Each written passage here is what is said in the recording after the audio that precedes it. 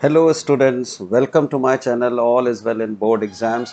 और आज हम बात करेंगे उस सब्जेक्ट की जिसका नाम सुनते ही डर लगता है। डर इसलिए लगता है क्योंकि सेमेस्टर 1 का पेपर बहुत ही टिपिकल आया था, बहुत टेढ़ा आया था। अजीब अजीब से क्वेश्चन थे और ज़्यादातर लोगों का ये बहुत अच्छा नहीं गया।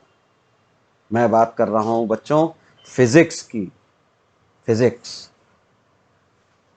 क्योंकि इसमें क्या होता है ना, हम लोग अक्सर कंफ्यूज रह जाते हैं कि थ्योरी पढ़ें, यूनिट्स पढ़ें, डेरिवेशंस पढ़ें, डायग्राम्स पढ़ें, न्यूमेरिकल पढ़ें, क्या पढ़ें। सबसे बड़ा क्वेश्चन होता है फिजिक्स के साथ कि आखिर पढ़ना क्या है। और बोर्ड ने उस पर सोने से पे सुहागा इस बार ये कर दिया कि पहला जो सेमेस्टर 1 का पेपर दिया उसमें न्यूमेरिकल्स भर दिए। 1 मार्क के लिए न्यूमेरिकल। सोचिए, थ्योरी भी थी, सब कुछ था, कुछ नहीं छोड़ा। और सेमेस्टर 2 में भी 10 मार्क्स के न्यूमेरिक, 10 मार्क्स का ऑब्जेक्टिव क्वेश्चन, 30 मार्क्स का सब्जेक्टिव क्वेश्चन। क्या आएगा, कैसे आएगा, गॉड नोज ओनली। तो बहुत कंफ्यूजन है बाबा, बहुत कंफ्यूजन है, क्या होने वाला है। लेकिन रिलैक्स, मैं हूं ना, मैं हूं। रिलैक्स। पहली चीज तो अपने दिमाग से ये डर निकाल दीजिए कि बोर्ड कुछ भी ऐसा करने वाला है जिससे आपका रिजल्ट खराब हो। ऐसा कुछ नहीं होने वाला। टेक माय वर्ड, कुछ भी नहीं ऐसा होगा। पेपर, कोई भी पेपर ले लीजिए, कभी उसका उद्देश्य स्टूडेंट्स को फेल करना नहीं होता। 60-70% ऐसे क्वेश्चंस होते हैं जो कि हर कोई आसानी से कर सकता है। केवल कुछ क्वेश्चंस होते हैं जो थोड़े से टिपिकल होते हैं, जो कि इंटेलिजेंट, जो कि बहुत ज़्यादा पढ़ाकू, बहुत ज़्यादा इंटेलिजेंट स्टूडेंट्स के लिए होता है।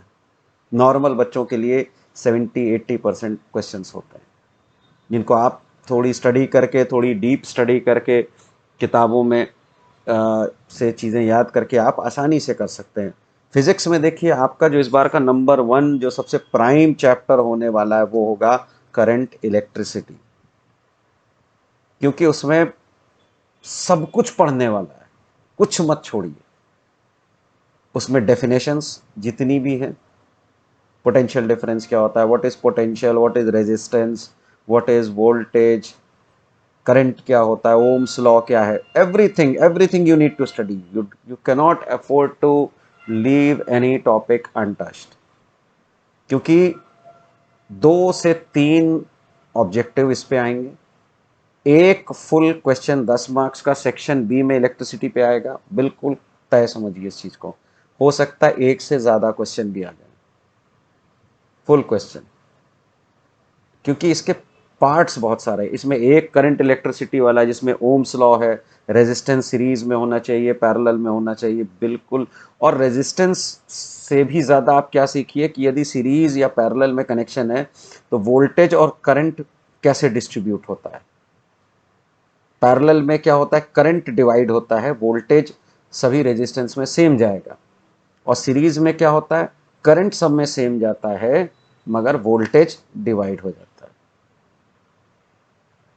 ठीक है, ये एक बहुत छोटी सी चीज़ थी जो मैंने आपको बताई, मगर इसको दिमाग में रखिएगा, ये न्यूमेरिकल्स में बहुत काम आने वाला है आपके। सर्किट बनाना सीख लीजिए, कैसे ड्रॉ करते हैं, कैलकुलेशंस, गिव रीजंस वाई। और इसके अलावा जो हाउस होल्ड इलेक्ट्रिसिटी का चैप्टर है कि घर में रिंग सर्किट होता है, बस सर्किट होता है, कौन सा होता है, कैसे उसको, क्यों एक दूसरे से वो बेटर है, कौन सा बेटर है। इसके अलावा हीट जनरेशन, एनर्जी कंजम्पशन वाले न्यूमेरिकल्स, I²RT वाला जो फॉर्मूला है वो देख लीजिए। उस पर क्वेश्चन ज़रूर आएगा, हो सकता है ऑब्जेक्टिव में आ जाए, हो सकता है सब्जेक्टिव में आ जाए, बट वो आएगा ज़रूर।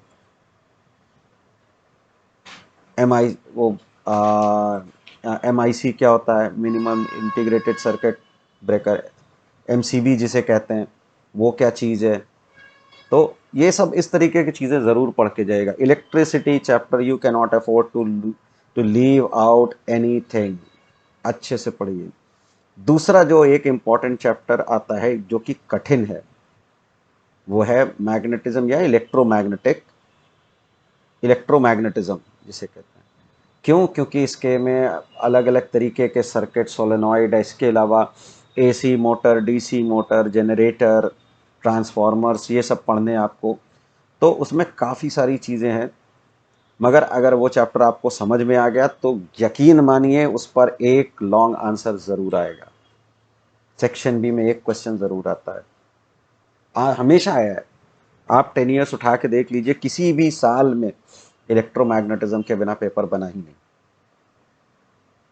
तो उसको ध्यान से पढ़ लीजिए, उसके लॉज क्या हैं, रूल्स क्या हैं, मैक्सवेल थम्स रूल क्या है, Fleming's left hand right hand rule क्या है, वो सब देख लीजिए आप, उसको याद कर लीजिए। उसमें सिंपल क्वेश्चन आएंगे, कोई बहुत ट्रिकी घुमा फिरा के चीज़ नहीं पूछी जाएगी। एक चैप्टर है कैलोरीमेट्री। मित्रों, वो जितना कंफ्यूजिंग दिखता है उतना है नहीं। केवल दो फॉर्मूले हैं उसमें, heat is equal to M C delta T और एम सी थीटा, या दूसरा heat is equal to M L. इन्हीं पर न्यूमेरिकल्स आता है। आपसे थ्योरी में क्या पूछा जाता है, what is specific heat, what is latent heat, what is specific heat capacity क्या होती है, व्हाट इज कैलोरीमेट्री, ये सब छोटी छोटी चीज़ें। और सबसे ज़्यादा जो आता है वो जो उसमें एप्लीकेशंस वाला चीज़ होता है कि why telegraph wire sag during summers, why the pipeline burst during winters. तो इस तरीके के क्वेश्चंस, वो एक्सपेंशन ऑफ वाटर के पे न्यूमेरिक आ सकता है आपको, रीजनिंग गिव रीजंस वाई। तो इस तरीके के उसमें तीन ही क्वेश्चन आते हैं, एक डेफिनेशन 2 मार्क्स का आएगा, 4 मार्क का एक न्यूमेरिकल आ सकता है, वो हीट इक्विलिब्रियम पे भी आ सकता है, heat given equal to heat taken पे, और इसके अलावा तीसरा आता है गिव रीजंस, और इस पे क्वेश्चन बनते ही नहीं है। इसके अलावा आप जो इस हीट कैपेसिटी की जो यूनिट्स हैं, जूल का कन्वर्जन इनटू कैलोरी, कैलोरी का इनटू जूल, ये सब थोड़ा सा पढ़ लीजिएगा। फिर हम आते हैं रेडियो एक्टिविटी पे। रेडियो एक्टिविटी एक ऐसा चैप्टर है जिसमें हमारे पास काफ़ी सारी चीज़ें हैं पढ़ने के लिए, बहुत सारी चीज़ें हैं। इस पे इक्वेशन वाला, जिसमें अल्फा डिके, बीटा डिके और गामा डिके पे आता है, वो इक्वेशन सॉल्व करना सीख लीजिए कि अल्फा डिके में क्या होता है। अल्फा डिके में एटॉमिक वेट 4 से कम हो जाता है और एटॉमिक नंबर 2 से कम हो जाता है। तो अगर अल्फा डिके है तो सीधे सीधे एटॉमिक वेट आप 4 से कम कर दीजिए और एटॉमिक नंबर 2 से। बीटा डिके है तो एटॉमिक नंबर 1 बढ़ जाएगा मगर एटॉमिक वेट बिल्कुल नहीं बढ़ेगा। और गामा में कुछ नहीं होता, केवल एनर्जी रिलीज होती है। तो आपको जो सवाल आते हैं डायरेक्टली तो आते हैं, एक साथ 2-3 डिके वाले तो आते हैं, कई बार उल्टा आता है कि प्रोडक्ट बता देते हैं ये बना। आपको बताना है कि ओरिजिनल जो था उसमें कितने, उसका क्या एटॉमिक वेट था, या क्या एटॉमिक नंबर था। तो रिवर्स ऑर्डर वाला भी तैयार करिएगा। और इसके अलावा जो छोटे मोटे चैप्टर्स हैं एक नज़र देख लीजिए, मगर ये 4-5 जो चैप्टर्स हैं इनको बहुत ध्यान से पढ़ के जाइएगा, इनको मत छोड़िएगा। ठीक, इसके अलावा अपडेटेड सिलेबस देखते रहिए, हो सकता है काउंसिल कुछ चेंजेस कर दे, लास्ट मोमेंट चेंजेस कर दे, थोड़ा विजिलेंट रहिए और अपनी तैयारी में बिल्कुल स्ट्रांग रहिए, बिल्कुल कॉन्फिडेंटली जाइए मित्रों। फिज़िक्स बहुत अच्छा, बहुत स्ट्रांग पेपर करना है, क्योंकि आपको सेमेस्टर 1 में जो नुकसान हुआ है ना उसको कवर करना है। जिनका जिनका हुआ, जिनके फुल अपॉन फुल है, well and good, congratulations, well done.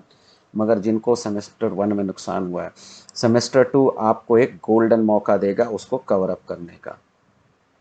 तो मैंने जो बताया उसको ध्यान रखिए एंड मेरे चैनल को सब्सक्राइब कीजिए, मेरे वीडियोस को लाइक कीजिए, और मिलते हैं अपने अगले वीडियो में जो कि फिज़िक्स पे ही होगा। इन्हीं चैप्टर्स के और डिटेल्स अब मैं डिस्कस करूँगा, या और जो भी चीज़ें बच गई वो भी बताऊँगा। Till then, good bye.